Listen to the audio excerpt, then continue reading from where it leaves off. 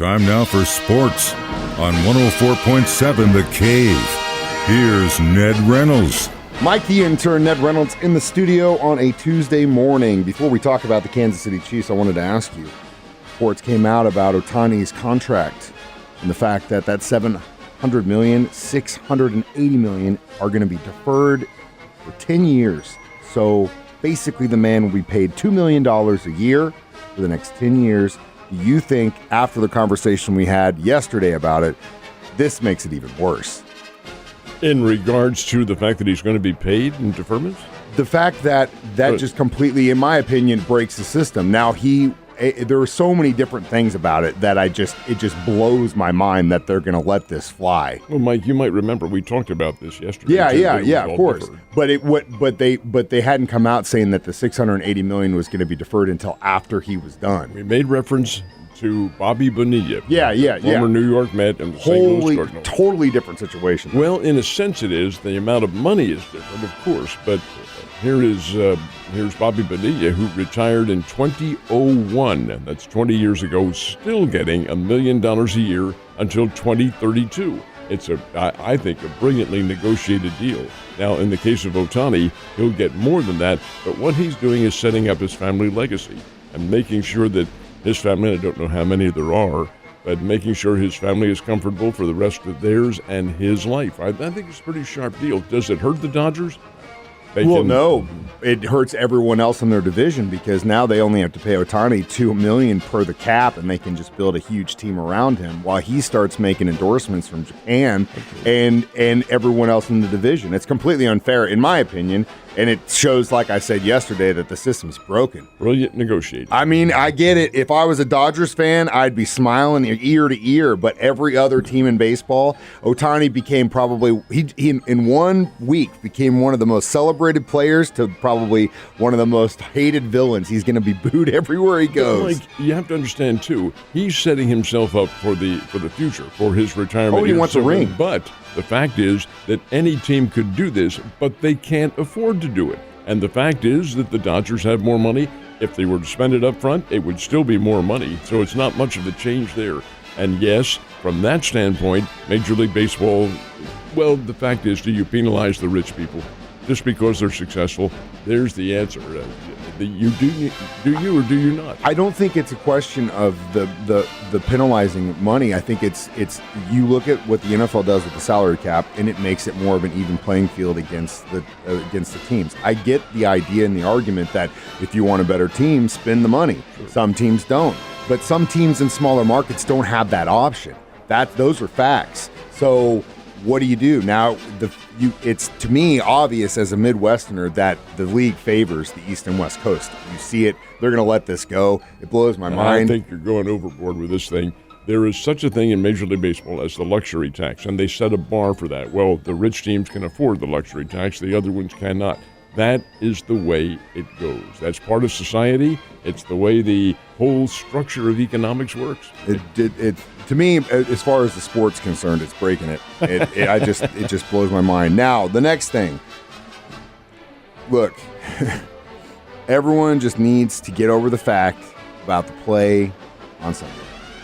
I get it. I can't stand Carl. I understand but he is the ref on the field that gets to be the little man to decide he has the power. But do not dwell on this play. I'm seeing guys just like, look at these plays, and they didn't do this. And then, who cares? It's over. Move on. We have to face the Patriots. Move on. Let's talk about the Patriots. They have the 8th ranked defense. We got to figure out a way to score against them. That is the key right there. And the Chiefs had better be a mentally mature team. And as you say, get over the circumstances. Hey, just take a look at history here. You think the Chiefs are being picked on? About the Super Bowl last year when the No. I'm agreeing with you. What I was going to say was that's my biggest problem with this whole thing. Officiating is bad, and everybody will admit this. There's where the National Football League has to take control. Anyway, mature team. They do face the Patriots. The Chiefs are a 10-point favorite. 10-point favorite. That's a lot. Kansas City players read the papers, understand the media, and so forth. Do we take it easy going into this game?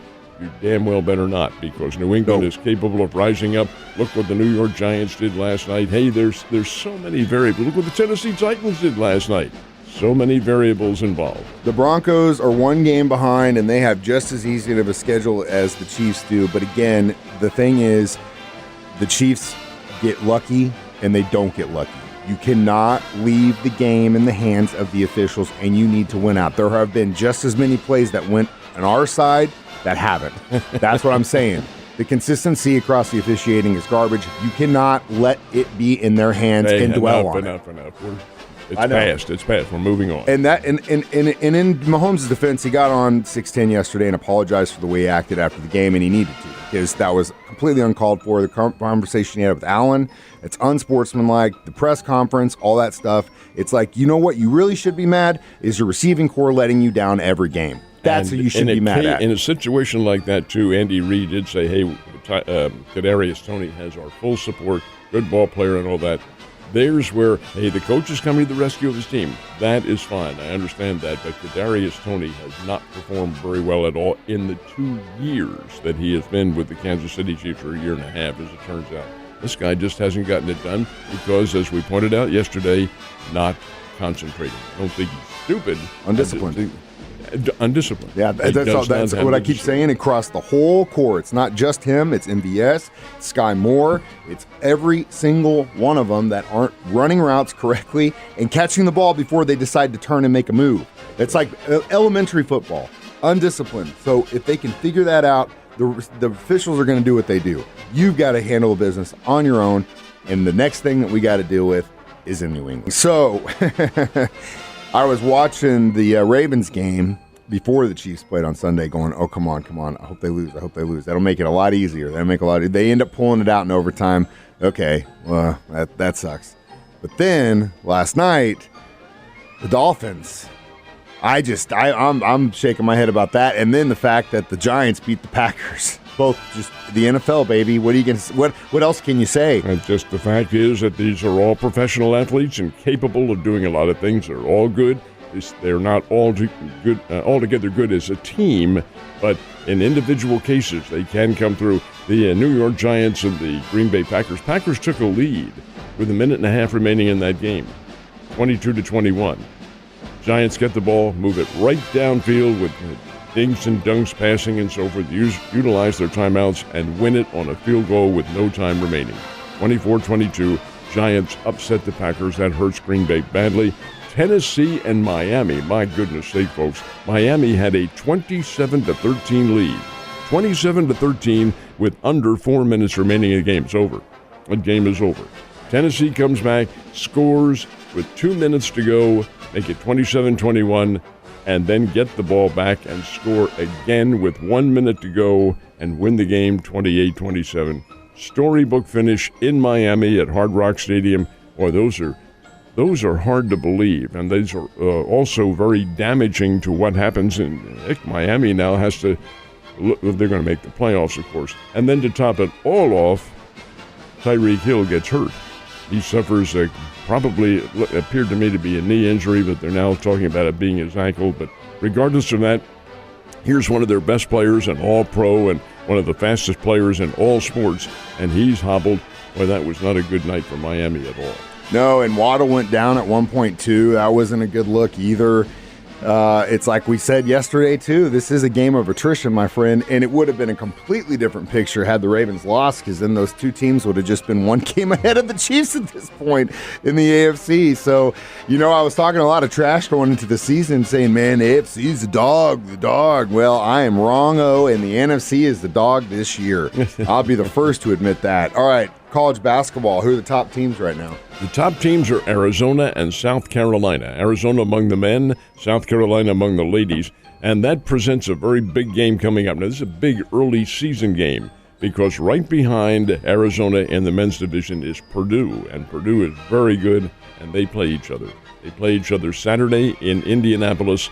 That's a marquee game, intermixed with all the pro football games. There are 3 pro football games on Saturday as well. NFL has an interesting little agreement with the NCAA. They will not, they being the NFL, not play Saturday games while the college football season is in its regular season.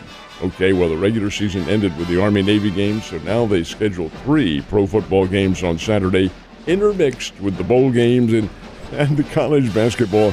as somebody who's not a sports fan is not going to have a hard time looking for something else to watch on TV.